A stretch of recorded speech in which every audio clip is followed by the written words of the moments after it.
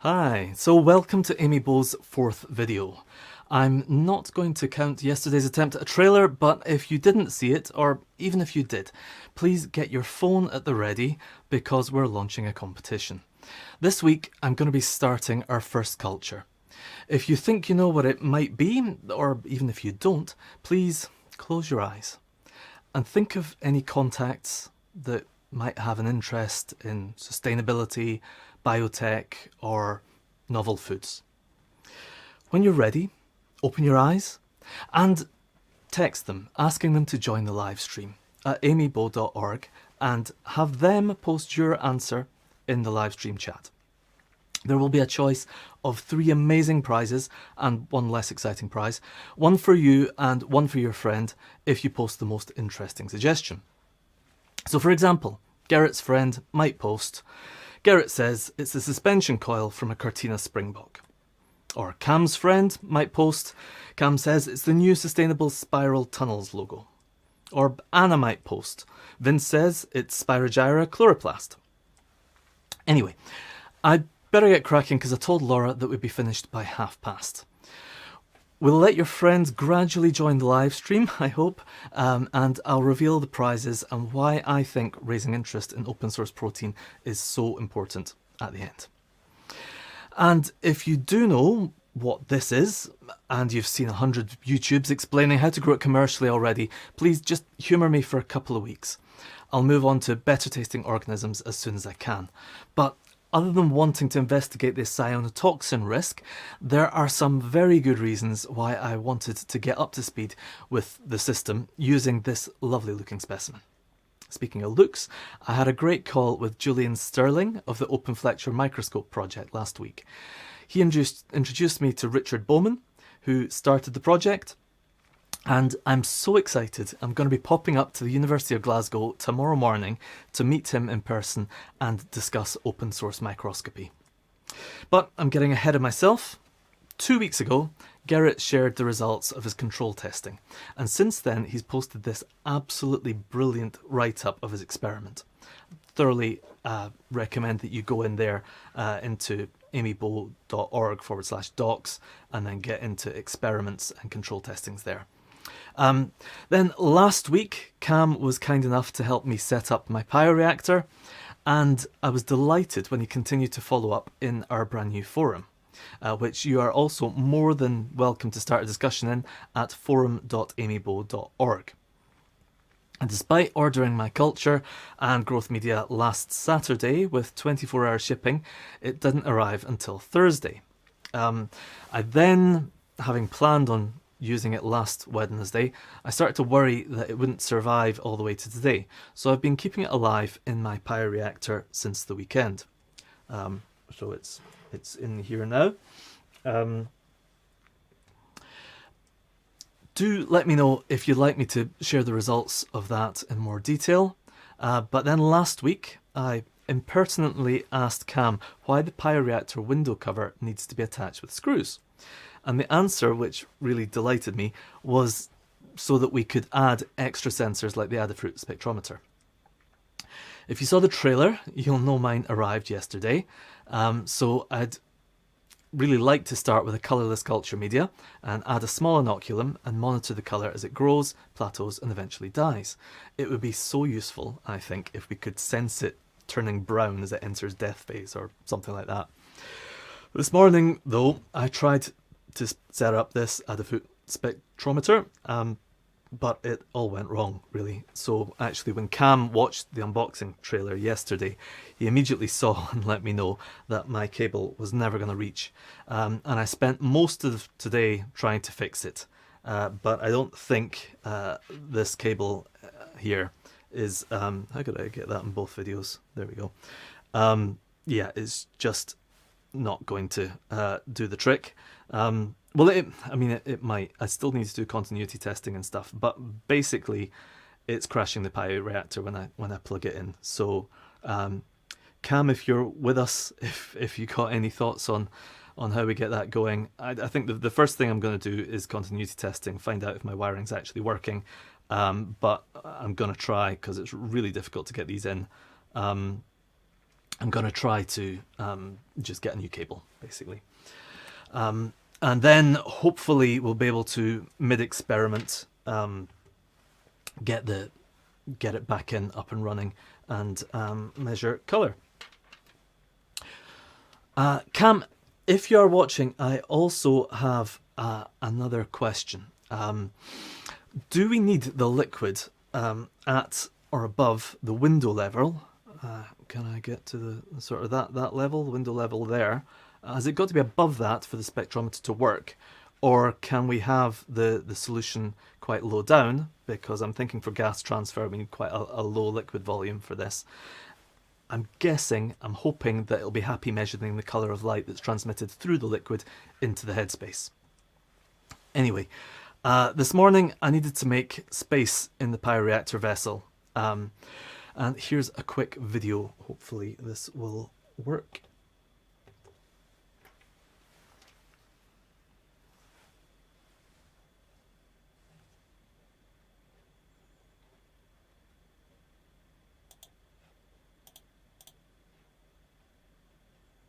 We need to get the inoculum culture that we've been sort of breeding. Latest information on this. So it's 1.373, so it's doing quite well.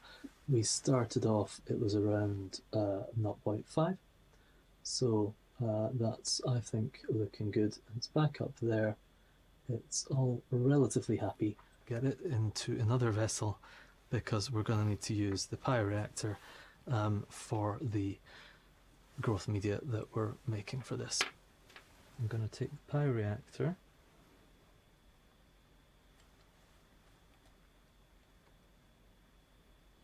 pop that there. I'm going to empty this into this vessel.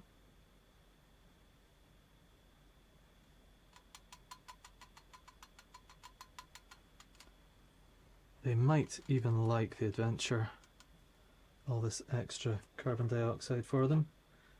Just going to pop in some cotton wool there to stop too much contamination.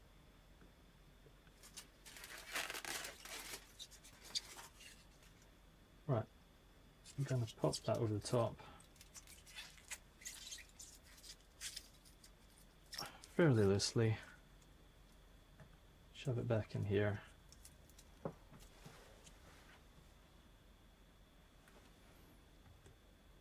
So, yeah, I then tried to set up the culture media. Let's see if this one's going to work. And it's not, because I've set this up wrong. That's annoying.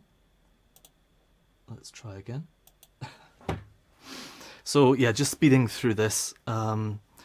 Basically, I'm using this jeweler's scale, which I need to replace because it keeps turning off mid-measurement. So I've like tiered for the vessel, and then I add the whatever I'm measuring, and then it turns off, and when I turn it on again, it sets to 0.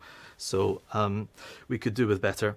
But anyway, this is me. I'm measuring out the growth media. I'm not 100% sure what it is. I think I know, but basically it came with the Etsy spirulina culture that I got. It's called the Power of Chi 777 nutrient medium for 10 litre. I'm not going to tell you what it is in case you still want to guess. Culture. Anyway, basically with that I have to use 7.5 grams per litre of water. So I'm dissolving in the process of measuring out 10 mils, and I've got 0.175 grams to go into my 10 mils. I decided that because I would normally make it up in the volumetric flask, but it struggles to dissolve. So I thought it best to just put all of the solids straight in the vessel first, and then wash that through with the liquid, as in distilled water, and then I pop that in, and there is our inoculum. So yeah, that's basically what went on there. I then the intention then was that I was going to pressure cook it. Until I read the instructions for this beautiful pressure cooker that I got. I want an electric one rather than anything fossil fueled. I also wanted to be able to use it here in the studio. So it basically needs to be electric because we don't have an electric stove here, and I don't want to use camping gas or whatever for that. Problem was, I found that it maxes out with the lid on at 115 degrees C, and you may be aware that normal autoclaving is done at 121 degrees for I think half an hour, or 132 degrees for more rapid, and it's not going to do either of those. So I decided I should probably try and return it and see if I can find one that actually works. If you know of any, please do let us know.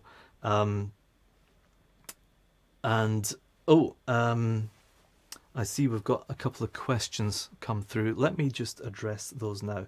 So yeah, Jules didn't get time, so don't worry. I think we'll give people a go at inviting friends for next week instead, and we can extend the competition that way, so that should work well. And Garrett's saying it looks like those super bright LEDs are working well. Are they turning off for the OD measurements? Yes, they are. So the PyReactor software just automatically turns them off when it's doing the OD measurements, which is brilliant. And I understand that if I've managed to get the spectrophotometer working, it would basically put on, what does it do? Yeah, it puts on the OD lights, does the OD measurement, then it does the spectrophotometer measurement, still with the OD lights, and then it'll go back to putting on our lights as long as we want. So yeah, any ideas on pressure cookers, that would be brilliant. Please, yeah, do add comments here. That would be great. And finally, I guess we should get this culture started now.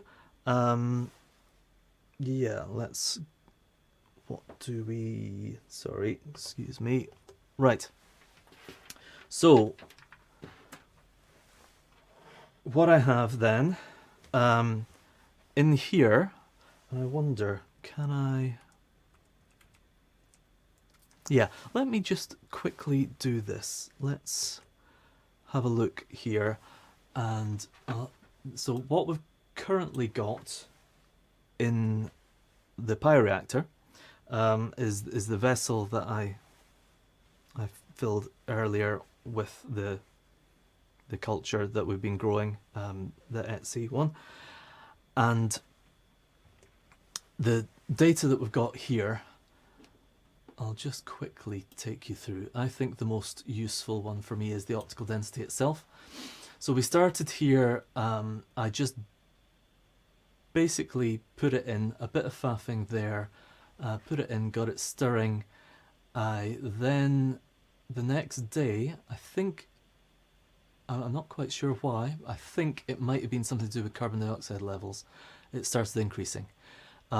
So that was good, but it was starting to plateau there. At the time, it was quite obvious in the implied growth rate. It's hard to see now because I've been killing things here in this auto scales. But yeah, it was slowing, as you can possibly see there. I then basically took it out, which is why it drops to 0, and I added some culture media. And then it started growing up there. And then I think it was carbon dioxide addition here that got it growing faster there. And then something similar here.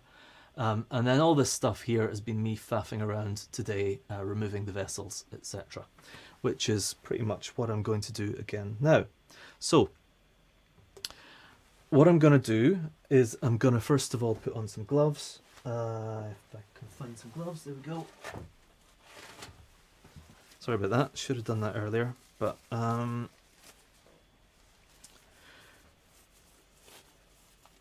anyway, they're quite tight fitting. So we're going to take out the inoculum culture that I've been growing is basically, the idea was that I would be thinking of that as if it was a sort of almost like a wild isolation. We're going to have it and not really care about sterility of it, and then we're going to transfer in a little bit. But since I didn't actually manage to in any way sterilize this, well, I won't do so much. My aseptic technique is pretty poor anyway.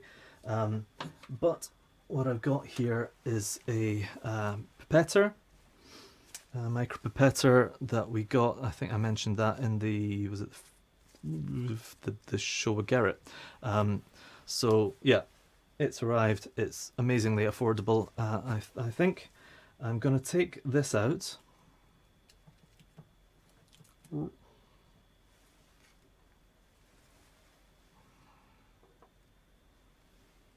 Okay, and is it going to let us, come on, focus on that, there we go. So that's what we've got here. And I'm going to pop this in, give it a little bit of a stir. Probably should have done that a while ago, but anyway. I'm now going to charge my pipetter with 100 microliters of this. So opening that.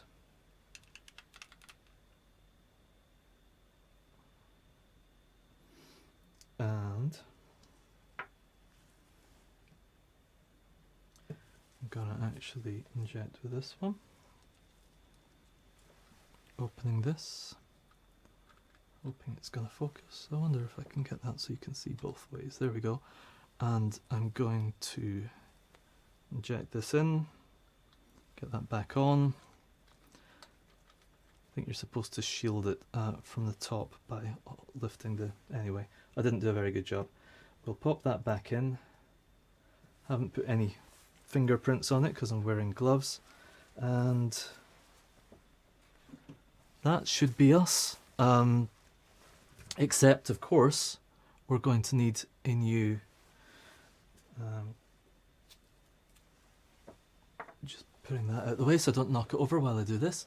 We're going to need a new experiment. Right, so with the experiment we go bioreactors. Let's, that's not where we go, is it? Oh dear, help. Right, it's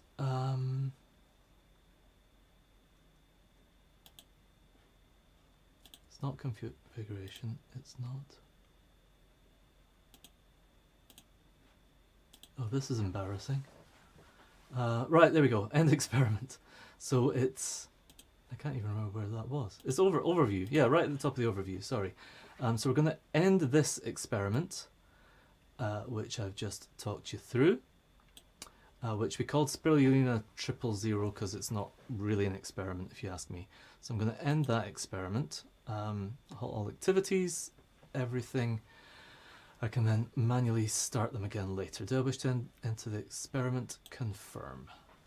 And I trust I can export the experimental data later. If not, it's not the end of the world. But start a new experiment, I'm going to confirm. Oh dear, I gave the game away there, didn't I? Okay, anyway.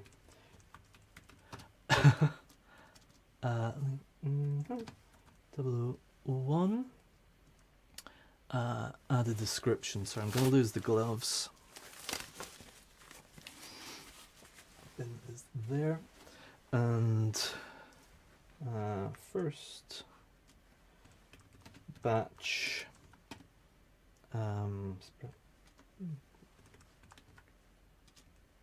trial with Etsy. Should I call it? I'm going to call it 777 culture and media organisms. Spirulina. You obviously, oh, what happened there? It did not like that. There we go, select spirulina. Okay, media is the 777 media, and I'm going to save that now. I honestly don't quite understand this bit because it's already called Pi01, so I'm not quite sure why I assign labels to the bioreactor. It's temporary for the experiment. It'll show up in charts.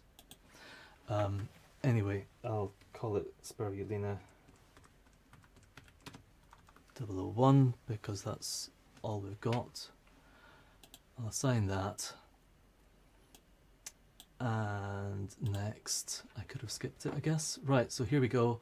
And right, we have, I think we've started because it's given this as the time, so that's good.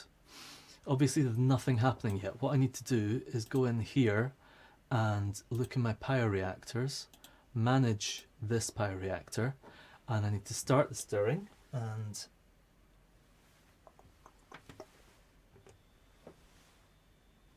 you can't see anyway, but honestly it's stirring. That's good. Then I want to start measuring optical density.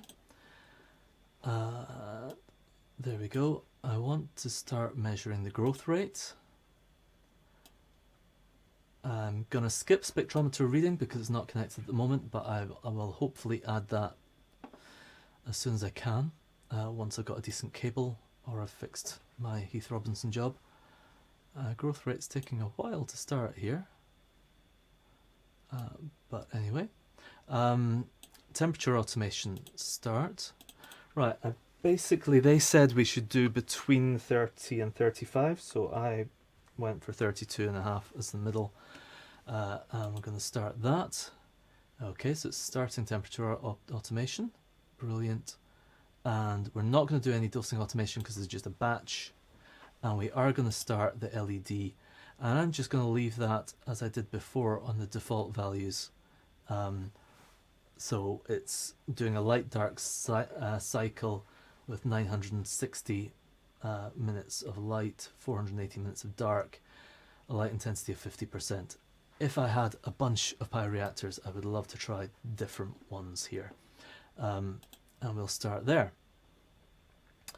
Okay, so let's check these are all working.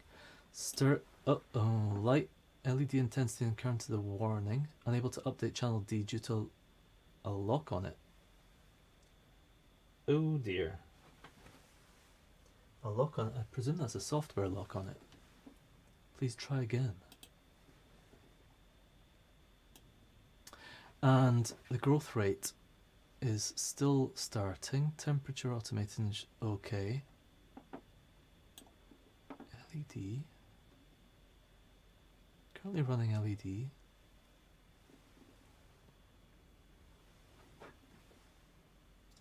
And I'm looking to see. Yeah, no, we are. If you look in here at these two, you'll see. Maybe, can you see that? Yeah. So that's that LED shining on my finger through a little gap. And this one is also. So the LEDs are working. I don't know what that warning was about, but I think we're all good. So that's us, hopefully, hopefully there.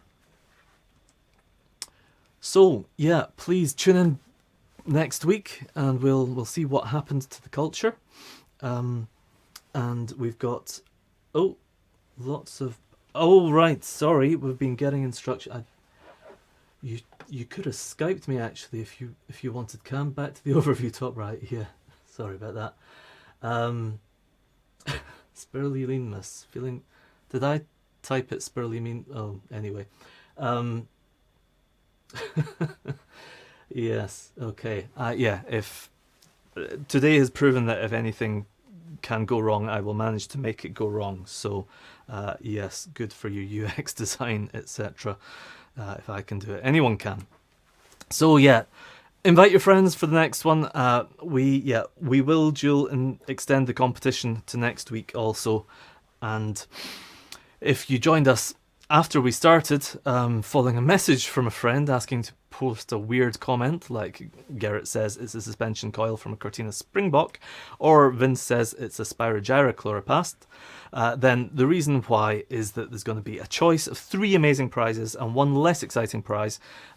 You get to choose one, and your friend also gets to choose one if they post "you said something." And I reckon that's the most interesting suggestion in this week or next week's live stream. So option 1 in terms of prizes is an Adafruit spectrometer like mine, but we will get you one with a useful cable length. Option 2 is a bag of bits of approximately equal value to the other 2 prizes, the other 2 physical prizes, that will help you if you'd like to build an open flexure microscope. And option 3 is a Raspberry Pi 2W, and I've forgotten to turn off notifications and they're popping up on my screen, so that's a little odd, but anyway. And then the less exciting option is an hour's free consultation with me. So we could discuss open protein, although I'm clearly not an expert on that. We could discuss Amy Bow if you like, because yeah, we're going for it as hard as we can, or Andai, which is the online conferencing platform that I founded, or possibly the best bang for buck, your free buck, would be that I have a PhD and over 20 years experience in water treatment process engineering, so you might want to ask about that. Entirely up to you. And if the first 3 of those prize choices isn't amazing enough, we do have a stretch goal. So I would really like to add trailers to these live streams, because basically we'll be able to then have the live stream shown on the front page of amybow.org. So whatever live stream's coming up will be there, and people will actually be able to see on that rather than just having a straight page that is just showing that it will be happening at a certain time. But I found out yesterday, after recording my trailer, that we can only do a trailer if we have more than 1,000 subscribers. So when we hit 1,001 subscribers, I will buy the author of the best comment their choice of a bioreactor or an open flexure microscope. And why am I doing this? Well, yeah, why does growing this open source protein community matter so much to me? I think we're in a race, basically. And while I love the people that we're racing against, and I do want them to cross the line as soon as humanly possible, our competitors have a lot of cash. And there's a possibility that some of their investors actually don't want us to cross the line at all. Any novel biotech protein could be environmentally sustainable. They produce a fraction of the greenhouse gas emissions of livestock protein, using a fraction of the land footprint, which could result in rewilding. And they consume a fraction of the water, which I'm very passionate about, and they produce a fraction of the pollution, another big issue for water treatment. But will they go all the way and serve the whole world? Or will they cater to the profitable middle classes and high-income countries only? If we make sustainable protein open source, they can still win in those markets, but we can democratize food and let anyone who wants to make affordable, sustainable protein. We need more than just environmental sustainability for the elite who can afford it. We need economic sustainability of global food systems and social sustainability, where sustainable food is universally acceptable and not entirely monopolized. Open source protein should give us all 3 and a truly sustainable future. So, given the competition's huge head start, it's important to me that we somehow reach everyone that might be willing to help us catch up. So, thank you very much, Jewel, Garrett, Cam, and everyone else who's been watching, indeed, and taking the time to watch this. I'm very much looking forward to seeing you in the forum. If you have any questions or comments about today's video, though, please raise them in the YouTube comments. To be honest, that, along with liking, subscribing, and indeed joining us next week to see how the culture's going, will help YouTube know that our videos are worth it recommending to viewers who otherwise would probably never find us. But if there's anything else you'd like to discuss about open protein, please feel free to start a discussion in the forum. Let's make sustainable sustenance truly sustainable. Thanks.